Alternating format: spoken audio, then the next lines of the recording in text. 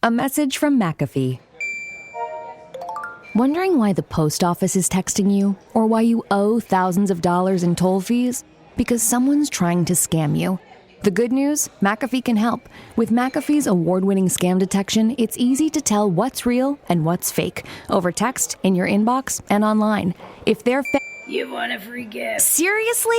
If they're faking it, they're not making it past us. Get award-winning scam detection today. McAfee.com/keepitreal. Grabbing the holidays by the boughs with Duluth. Step 1. Hire a mall Santa to handle snow removal. Ho, ho, ho! My sciatica! Step 2. Hit Duluth Trading and load up on fire hose pants, buck naked underwear, pocket pack bibs, free swinging flannel, and all kinds of ingenious gear you won't find anywhere else. Grab the holidays by the boughs and shop Duluth Trading, online and in store. And now, for a quick break, brought to you by my brand sponsor, HOMER. Hi, this is Kanika Gupta, founder and host of That's Total Mom Sense. I'm Stephanie Dua, president and co-founder of HOMER. And this is At Home with HOMER. HOMER is the essential early learning program for kids aged 2 to 8. We have the most comprehensive app available for early learning skills that you can find on iOS or Google Play.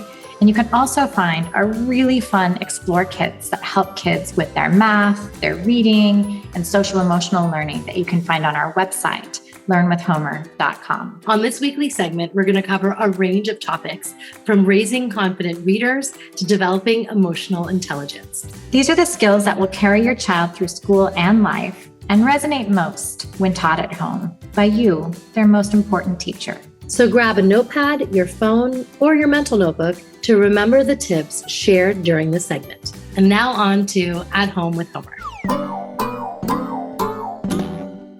Homer! This conversation is on rebuilding our foundation. So after this really rough and trying year, I think we're all trying to recalibrate and understand what is important to us and how do we want our family life to be going forward, especially during the summer onwards. So Stephanie, do you have any pointers on how we can really embrace the experiences and learnings from COVID as we return to this new life? Probably the most important question we're going to reflect on at this point. Anytime there's a big shock to our system, it's a moment for us to reflect on our priorities and how we're living our life and our family. And I must say, Kanika, I feel so personally blessed to talk to many moms through my work at HOMER that are really making some big and small changes, thinking about how they spend their time, how they spend their energy. But the way I think about it is these years, these sort of 0 to 10 years are so important for a child and a family in really creating the best foundation possible. There are many pieces to that. And I think we can all think of our own lives and areas where we had strong foundational elements and things that weren't so strong, right? And they form a narrative, they form a story for our life. And so it's really this really, really treasured period. And I think one of the ways that we can rethink things is we can think of our time with our children, not just as a job, but a relationship. So What do I mean by that? We think about, how do I want to interact with this small human? What kind of relationship do I want to have with them? And really even asking and reflecting on these types of questions can help us answer how we want to spend our energy, and what things matter to us and what things don't.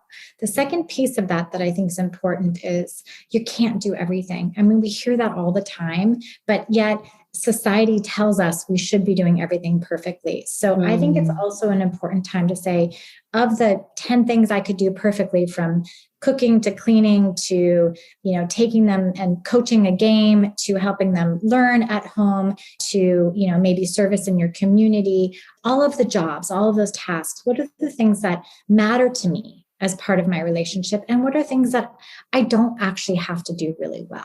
If I don't love cooking, maybe it's okay if we order takeout a bit more. Is that really going to be the worst thing? There are lots of healthy options, right? But we have to we can't do everything perfectly.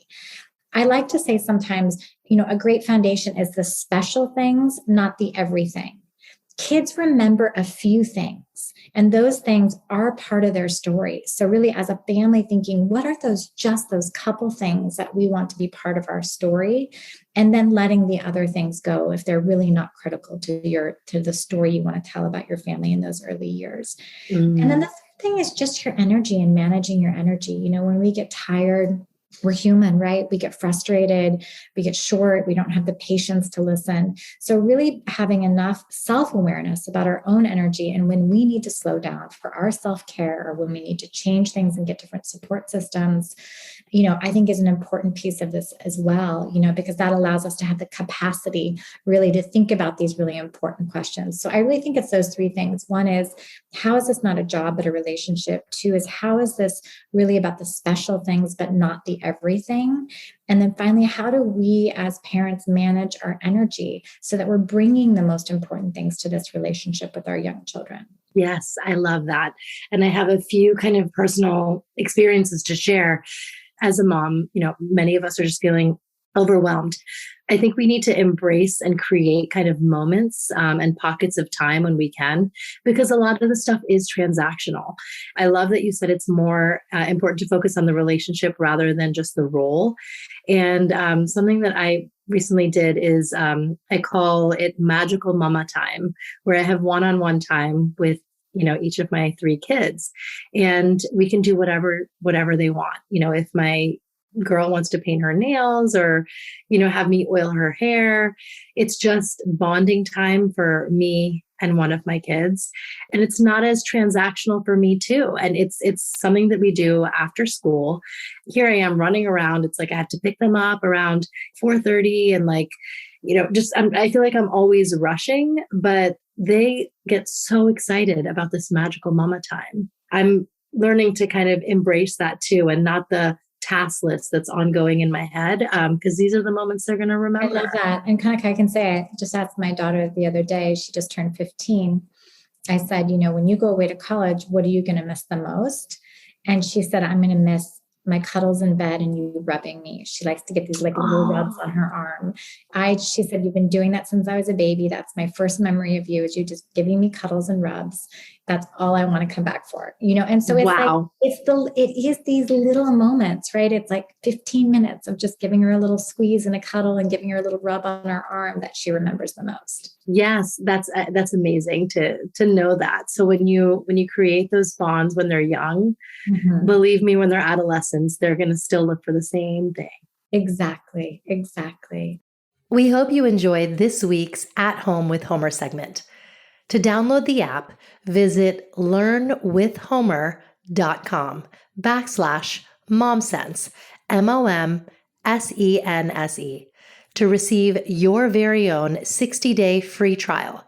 Your kids are going to love playing the games, watching the visual stories, and more. Now, back to the interview.